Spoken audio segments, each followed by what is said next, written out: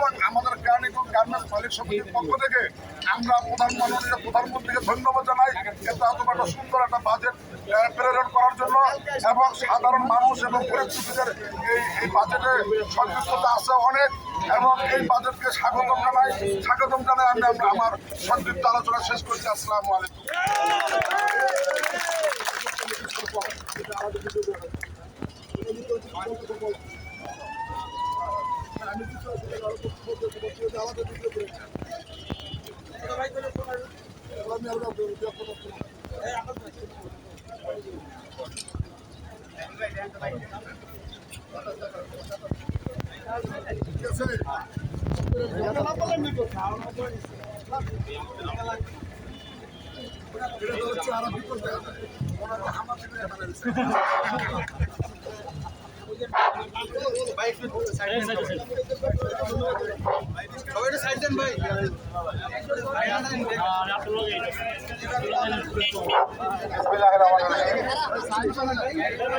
আজকে আমরা যে আনন্দ মিছিলটা করলাম, আনন্দ মিছিলের কারণ আমাদের বিএনপি সরকার তারেক রহমানের প্রথম বাজেট।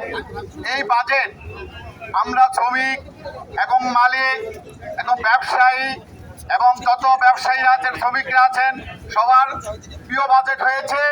এই বাজেট এত সুন্দর করেছে এই সরকার, তারপরও কিছু চক্রিত লোক আছে, তারা চায় এটাই বাজেট বলে খারাপ হয়েছে।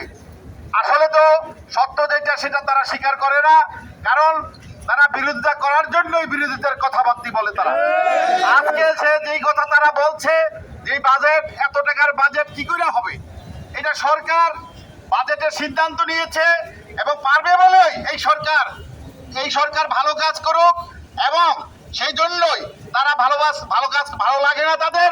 কারণ রইল কেন ব্যবসায়ীদের পক্ষ থেকে আমরা এই বাজেটকে ধন্যবাদ জানাই এবং শ্রমিক পক্ষ থেকে ধন্যবাদ জানাই, এই বলে আমার বক্তব্য শেষ করছি।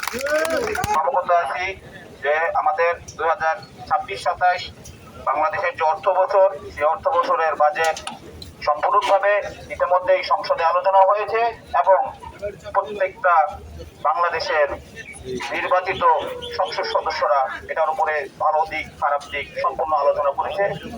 অবশ্যই আমাদের বাংলাদেশের জাতীয় সংসদের